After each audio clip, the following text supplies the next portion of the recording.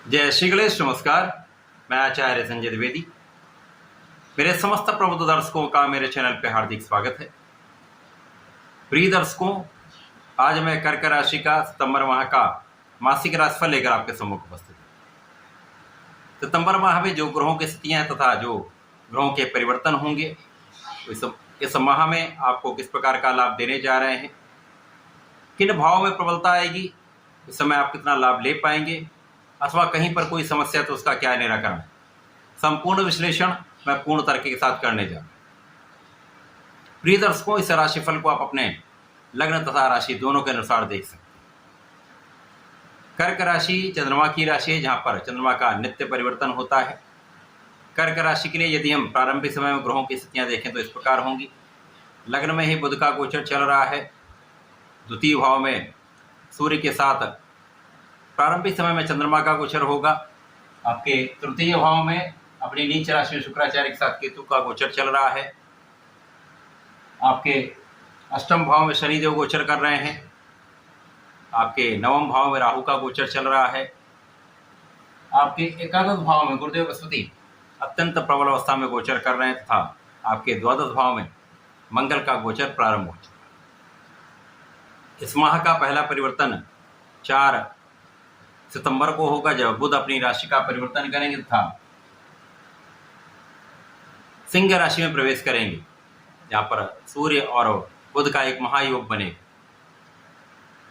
16 सितंबर को सूर्यदेव का राशि परिवर्तन द्वितीय भाव से तृतीय भाव में हो जाएगा, जहां पे ये अपने मित्र बुध की राशि में प्रवेश करेंगे तथा 18 सितंबर को शुक्राचार्य अपनी राशि का परिवर्तन करके अपनी मूल त्रिकोण राशि तुला राशि में प्रवेश करते हैं।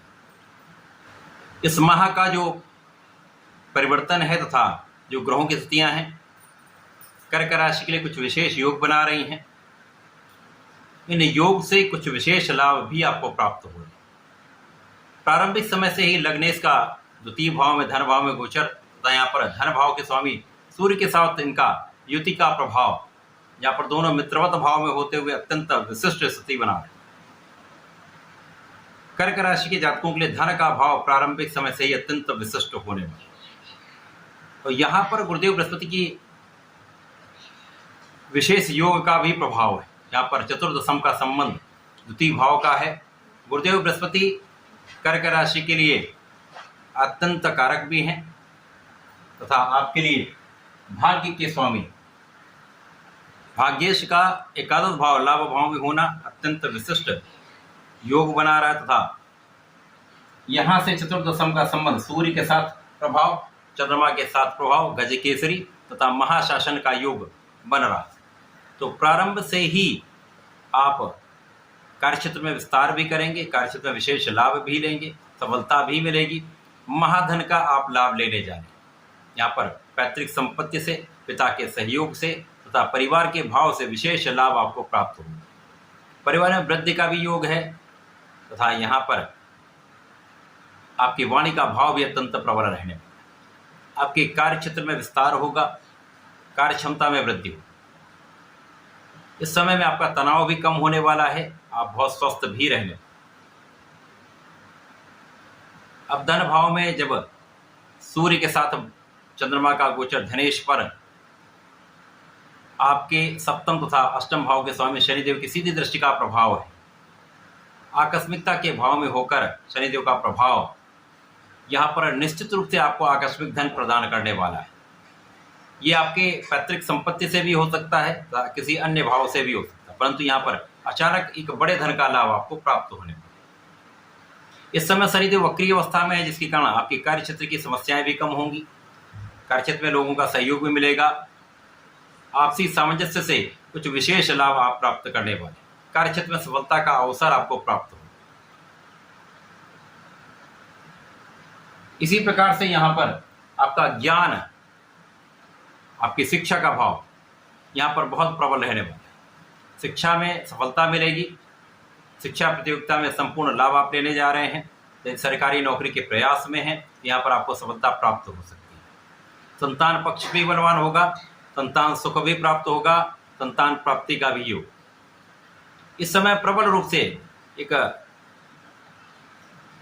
उत्तम संतान, उत्तम पुत्र संतान प्राप्ति भी हो सकती है।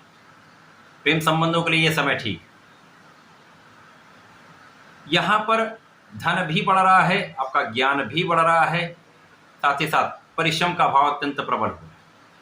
अब शुक्राचार्य जो तृतीय भाव में अपनी नीच राशि में गोचर कर रहे हैं, ये राहु के दृष्टि प्रभाव में भी हैं, जिसके कारण कुछ समस्याएं हो सकती हैं। परंतु यहाँ पर मंगल का तथा गुरु का संयुक्त प्रभाव, मंगल का पहली दृष्टि का प्रभाव, गुरुदेव का पहली दृष्टि का प्रभाव पराक्रम के भाव पर है। तो यहाँ पर यदि आप अनावश्यक मित्रों से, स्वार्थी मित्रों से यहाँ पर बचाव कर ले जाएंगे, किसी विवाद में नहीं पड़ेंगे तथा स्त्रियों का सम्मान करेंगे, तो इस समय किसी बड़े समस्या में आप नहीं आने।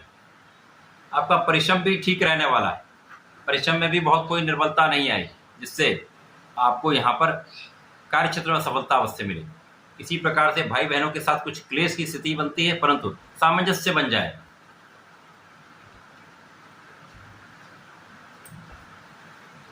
यदि यहाँ पर आप ऋण चुकाने वाले हैं, ऋण चुकाने का प्रयास कर रहे हैं, तो इस समय में आप अपने ऋणों से मुक्त हो सकते हैं। कुछ यदाकदा शत्रु बन सकते हैं, आलोचना करने वाले बन सकते हैं, परंतु आप उन सब पर पार पाते हुए आगे बढ़ेंगे। मंगल विशेष रूप से द्वादश भाव में, जहां पर मांगलिक दोष बन रहा है, तो जीवन साथी के साथ सामंजस्य बनाकर चलना होगा। सबसे अधिक समस्या कर्क राशि के लिए आपके सप्तम भाव में है। सप्तमेश का गोचर आपके अष्टम भाव में है, तो जीवन साथी के साथ सामंजस्य में समस्या अथवा जीवन साथी के स्वास्थ्य में समस्या। इसी प्रकार से साझेदारी के भाव में भी अंधविश्वास करके आपको कार्य नहीं करना है, सोच विचार कर निर्णय लेकर ही आगे बढ़ना। जब बुध जो हैं लग्न में गोचर करते हैं, तो निश्चित रूप से इनका प्रभाव आपके बुद्धि के भाव को प्रबल करने वाला हो। यद्यपि यहाँ पर ये राहु के प्रभाव में बुद्धि जड़ होती है, तो इस समय राहु के प्रभाव में जब तक बुध हैं, आप बुद्धि का उपयोग बहुत सोच विचार कर करें। अनावश्यक बोलने से बचें। यहाँ पर आप बिना विचारे कोई कार्य करेंगे तो यहाँ पर पछताना पड़ सकता है। इसी प्रकार से बिना विचार करके ध्यान से किसी निर्णय को लेंगे तो हो सकता है वहाँ पर हानि की संभावना बन सकती है। परंतु बुध यहाँ पर लग्न में है, तो आप कैलकुलेटिव तो होंगे, ज्ञान भी ठीक रहेगा। अब पहला परिवर्तन बुध का है, जब बुध राशि परिवर्तन करके द्वितीय भाव में जाएंगे, निश्चित रूप से यहाँ पर ये अत्यंत प्रबल होने वाले हैं, क्योंकि ये मित्र की राशि में जाएंगे। सूर्य के साथ इनका गोचर भी प्रारंभ होगा तथा यहाँ पर ये राहु के प्रभाव से मुक्त। अब यहाँ पर वाणी का भाव भी अत्यंत प्रबल होगा, आपका ज्ञान भी विशेष रहेगा, बुद्धि बल भी अत्यंत तीक्ष्ण रहने वाला है, आप कुशाग्र रहने वाले। वाणी की मधुरता से, वाणी के चातुर्य से, अपने बुद्धि बल से विशेष लाभ आपको प्राप्त होगा। तो यहाँ पर व्यापारिक क्षेत्र अत्यंत विस्तृत हो जाए, व्यापार में आप निश्चित रूप से बहुत प्रगति करने वाले। किसी प्रकार का कला जगत का कार्य हो, लेखन का कार्य हो, व्यापारिक क्षेत्र हो, अथवा आप नौकरी में भी हैं, तो जहाँ पर आप कैलकुलेशन संबंधित कार्यों में हैं, तो वहाँ पर आपको श्रेष्ठ लाभ मिलने वाला है। जब सूर्य का परिवर्तन आपके तृतीय भाव में होगा, यहाँ पर शुक्र के साथ इनका गोचर प्रारंभ होगा, तो शुक्र की जो निर्बलता है वो भी कम होगी, क्योंकि यहाँ पर 3 ग्रहों का प्रभाव मिल जाएगा, सूर्य साथ में होंगे, गुरु और मंगल का प्रभाव मिलेगा, तो राहु का दुष्प्रभाव यहाँ पर कम हो जाएगा, जिसके कारण मन भटकाव बचेगा, अनावश्यक व्यय बचेगा। आप कुछ अपना समय जो सही उपयोग के कार्यों में लगा पाए। जब 18 सितंबर को शुक्राचार्य राशि परिवर्तन करके चतुर्थ भाव में गोचर करना प्रारंभ करेंगे, ये अपनी मूल त्रिकोण राशि में पहुंचेंगे। यहाँ पर स्थिति अत्यंत प्रबल हो जाएगी। अब आपके समय में परिवर्तन हो जाएगा, ड्रामेटिक चेंज हो जाएंगे, क्योंकि बुध भी यहाँ पर अत्यंत विशेष भाव में, मित्र की राशि में हो गया, अत्यंत प्रबल अवस्था धन के भाव में। सूर्य जो पराक्रम के भाव में, पराक्रम के कारक मंगल के दृष्टि के प्रभाव में, मित्र की राशि में विशेष रूप से एक प्रभावी योग बन रहा है, तथा शुक्र मालव योग में आ जाएंगे, जिसके कारण आपका महालाभ का योग, महाधन का योग तथा सुखों में वृद्धि का संपूर्ण योग बनेगा। अब आपके सुख साधन बढ़ेंगे, धन संपदा में वृद्धि होगी, क्योंकि यहाँ पर आपका कार्य क्षेत्र अत्यंत विस्तृत हो जाएगा। आप किसी भी क्षेत्र में हो, नौकरी में हो, व्यापार में हो, प्रोफेशन में हो, कोई भी अपना कार्य करते हो, वहां पर निश्चित रूप से आपका कार्य क्षेत्र कई गुना बढ़ जाए, आपका लाभ का क्षेत्र कई गुना बढ़ जाए, जिसके कारण धन तथा लाभ कई गुना बढ़ेगा, तो आप अपने सुखों को बढ़ा पाए। यहाँ पर भूमि भवन वाहन का संपूर्ण योग बनेगा, क्योंकि समस्त भौतिक जगत के सुखों को प्रदान करने वाले शुक्राचार्य जब मालव्य योग में चतुर्थ भाव सुखों के भाव में होंगे, तो आपको समस्त सुख प्रदान करेंगे। धन संपदा ऐश्वर्य वैभव समस्त सुखों की प्राप्ति होती है, जनता का संपूर्ण सहयोग मिलता है, माता का आशीर्वाद प्राप्त होता तथा माता के सुखों में भी वृद्धि का संपूर्ण योग बना रहा। यहाँ पर कभी कभी कुछ सरकारी कार्यों में कुछ व्यवधान आ सकते हैं, कुछ डिले हो सकता है, उसके लिए आपको सूर्यदेव को जल देना चाहिए। ओम घृणी सूर्याय नमः कह के कम से कम 11 बार या 21 बार जप करके आप जल देंगे, तो आपको सरकारी कार्यों में भी सफलता मिलेगी। डिले हो सकता है, लेकिन कार्य बनेंगे अवश्य। इसी प्रकार से पूरे समय में, पूरे माह में आपको गणपति जी की आराधना करनी चाहिए, जो विघ्न विनाशक है, आपके विघ्नों का नाश करेंगे। संकरनाशन गणेश स्तोत्रम का कम से कम एक बार सुबह या संध्या के समय पाठ कर लेंगे, तो विशेष लाभ मिलता है। तो ऐसा करके समय का उपयोग करें, लाभ लें। धन्यवाद, नमस्कार।